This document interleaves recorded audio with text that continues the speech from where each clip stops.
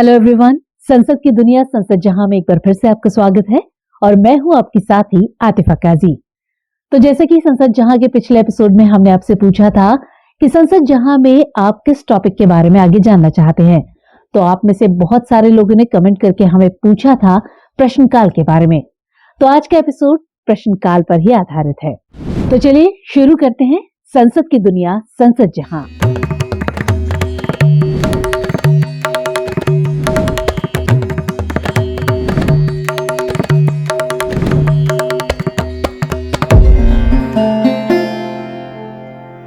प्रश्न एक ऐसा शब्द है जिसे आप अक्सर सुनते होंगे और इसका इस्तेमाल भी करते होंगे।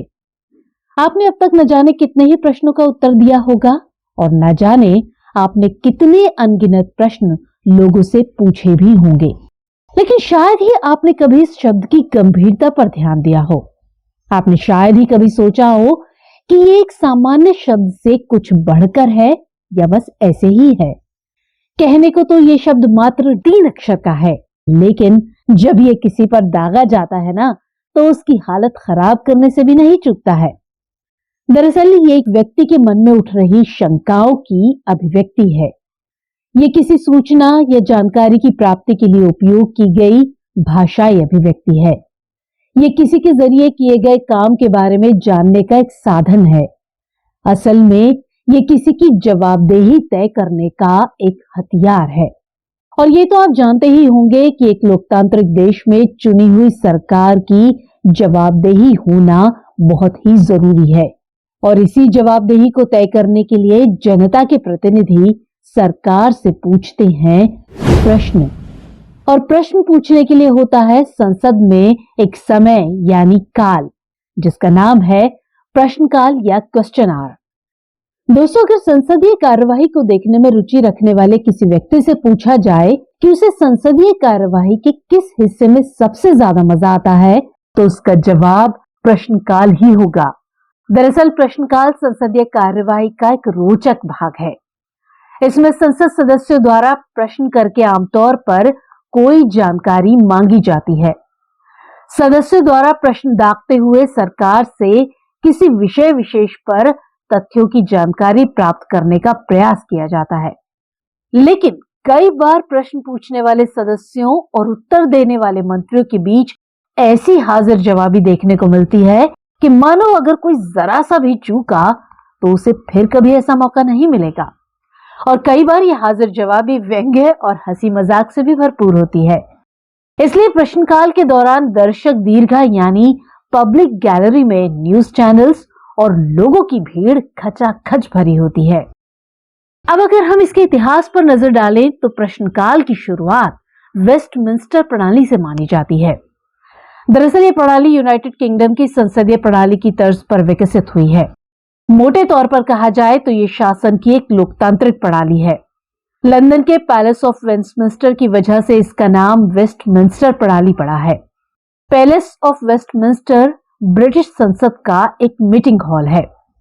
दुनिया के कई देशों में इस प्रणाली के आधार पर ही शासन प्रणाली चलती है। हालांकि इस प्रणाली को अपनाने वाले ज्यादातर देश पूर्व ब्रिटिश उपनिवेश या कॉमनवेल्थ कंट्रीज है। और इस फहरिस्त में Australia, Bharat, Ireland, Jamaica, Malaysia, New Zealand, Singapore और माल्टा जैसे देश शामिल है। खैर, हम बात करते हैं भारतीय संसद की। तो भारतीय संसद के लोकसभा सदन में प्रश्नकाल की शुरुआत पहली बैठक से ही हो गई थी, लेकिन राज्यसभा में 26 मई 1952 तक कोई प्रश्नकाल नहीं था। हालांकि राज्यसभा की पहली बैठक 13 मई 1952 को हुई थी। इसमें पहली बार 27 मई 1952 को सवाल जवाब के लिए आधे घंटे का प्रावधान किया गया, लेकिन आगे चलकर 14 जुलाई 1952 को राज्यसभा के नियमों में संशोधन करने की घोषणा की गई। और इस संशोधन के बाद प्रत्येक सत्र के दौरान हर सोमवार से गुरुवार को राज्यसभा की बैठक का पहला घंटा प्रश्नों के लिए निर्धारित किया गया। राज्यसभा में प्रश्न पूछने की यह प्रक्रिया 21 जुलाई 1952 से जुलाई 1964 तक चलती रही। लेकिन जब इसमें शुक्रवार के दिन को भी शामिल करने की जरूरत महसूस की गई, तो प्रश्नकाल के लिए शुक्रवार को भी आरक्षित कर लिया गया। इस तरह प्रश्नकाल के लिए सोमवार से लेकर शुक्रवार तक का दिन निर्धारित किया गया। सदन में प्रश्नकाल के लिए 11 बजे से दोपहर 12 बजे तक का समय रखा गया, लेकिन प्रश्नकाल का यह समय केवल 232वें सत्र तक ही जारी रह सका। ऐसा इसलिए क्योंकि नवंबर 2014 में इसके नियमों में फिर से बदलाव ने दस्तक दे दी। अब फिर से एक बार राज्यसभा में प्रक्रिया और कार्य संचालन विषयक नियमों में संशोधन किया गया। अब राज्यसभा में प्रश्न पूछने के लिए दोपहर 12 बजे से 1 बजे तक का समय कर दिया गया।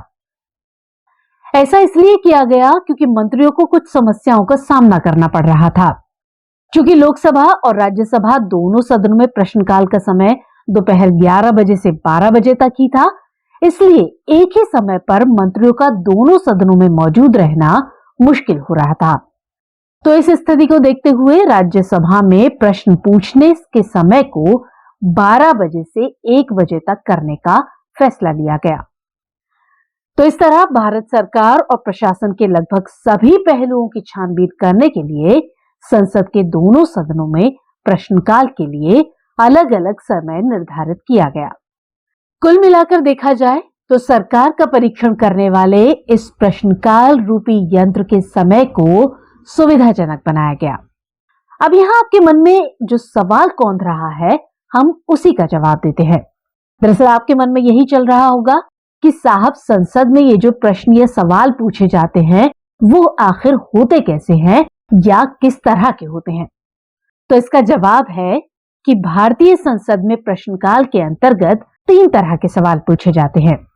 इनमें पहला नंबर आता है स्टार्ड यानी तारांकित प्रश्न का। यह ऐसा प्रश्न होता है जिसका जवाब या उत्तर मौखिक तौर पर यानी सदन में बोलकर दिया जाता है।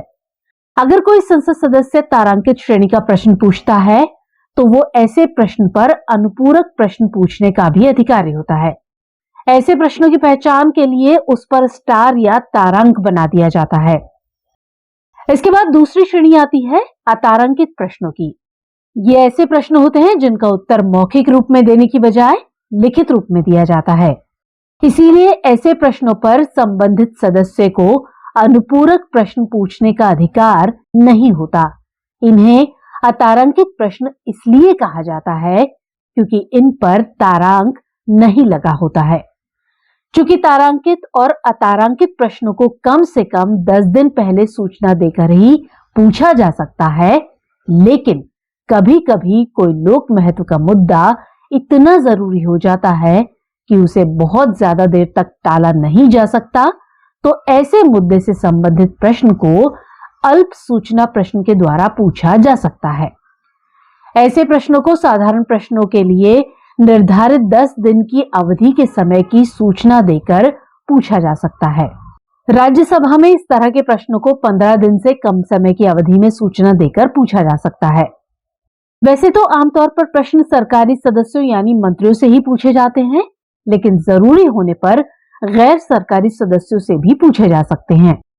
हालांकि ऐसा तभी किया जा सकता है जब प्रश्न का विषय ऐसे किसी विधेयक या संकल्प से या सभा के किसी अन्य कार्य से संबंधित हो जिसके लिए वो सदस्य उत्तरदायी हो। अब यहाँ एक बात गौर करने वाली है, वो ये कि सदस्य द्वारा अगर किसी श्रेणी में कोई प्रश्न पूछा जाता है तो क्या वो वाकई उस श्रेणी यानी तारांकित, अतारांकित या अल्प सूचना का है या नहीं, इस बात के लिए उस प्रश्न को अध्यक्ष या सभापति की कसौटी पर खरा उतरना पड़ता है। ऐसा भी नहीं है कि सदस्य जब चाहे बिना सूचना दिए किसी मंत्री से प्रश्न पूछ सकते हैं, क्योंकि अगर ऐसा होगा तो मंत्री प्रश्नों के स्पष्ट तरीके से उत्तर देने की हालत में नहीं होंगे, क्योंकि विभिन्न स्तरों से जानकारी इकट्ठा करने और सदन में मंत्री द्वारा दिए जाने के लिए एक सटीक उत्तर तैयार करने में संबंधित विभाग को समय की जरूरत होती है। इसके लिए एक पूरी प्रक्रिया है। इस प्रक्रिया को आसान बनाने के लिए दोनों सदनों में कार्य संचालन और प्रक्रिया नियमों में कहा गया है कि कोई सदस्य प्रश्न पूछे जाने की सूचना संबंधित सदन के महासचिव को दे सकता है।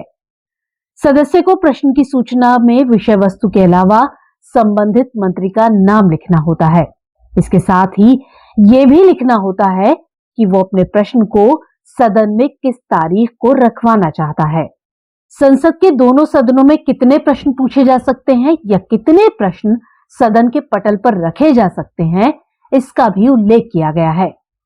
लोकसभा में किसी भी सदस्य द्वारा किसी दिन के लिए तारांकित और अतारांकित दोनों तरह के प्रश्नों के लिए कुल मिलाकर 10 से ज्यादा सूचनाएं नहीं दे सकता। इसके अलावा लोकसभा में किसी सदस्य के नाम से किसी भी एक दिन के लिए मौखिक और लिखित प्रश्नों के उत्तर के लिए प्रश्न सूचनाओं में 5 से ज्यादा सूचनाएं शामिल नहीं की जा सकती।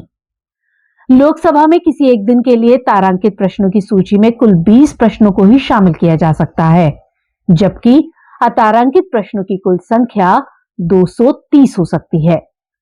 वहीं राज्यसभा की बात करें तो इसमें हर दिन 15 तारांकित प्रश्नों को सूचीबद्ध किया जा सकता है, जबकि अतारांकित प्रश्न सूची में 200 से कम प्रश्न होते हैं। तो दोस्तों, प्रश्नकाल किस तरह संसदीय लोकतंत्र के लिए महत्वपूर्ण है, ये तो आपको करीब करीब समझ में आ ही गया होगा, क्योंकि सदन में मंत्रियों द्वारा दी जाने वाली जानकारी बेहद प्रामाणिक मानी जाती है। इसलिए इनसे उम्मीद की जाती है कि वो किसी भी प्रश्न के उत्तर में संक्षिप्त और सटीक जानकारी दें।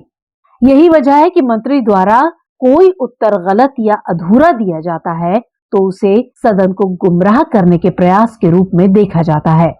अगर बाद में ये पाया गया कि दी गई जानकारी गलत या सच नहीं है, तो ऐसी स्थिति में संबंधित मंत्री की जवाबदेही तय की जाती है।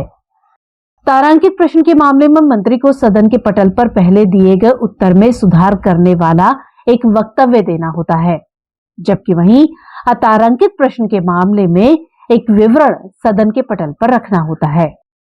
दोस्तों, अब आपके मन में यहाँ एक सवाल आ रहा होगा कि क्या प्रश्नकाल के अलावा भी संसद सदस्य सरकार से प्रश्न कर सकते हैं? जी हाँ, बिल्कुल कर सकते हैं, जैसे कि शून्यकाल, आधे घंटे की चर्चा आदि। तो इन सब की चर्चा हम आगे किसी और एपिसोड में करेंगे। तब तक के लिए जय हिंद। लेकिन जाने से पहले अगर आपने अभी तक हमारे चैनल को लाइक, शेयर, सब्सक्राइब नहीं किया है तो जरूर कर लीजिएगा।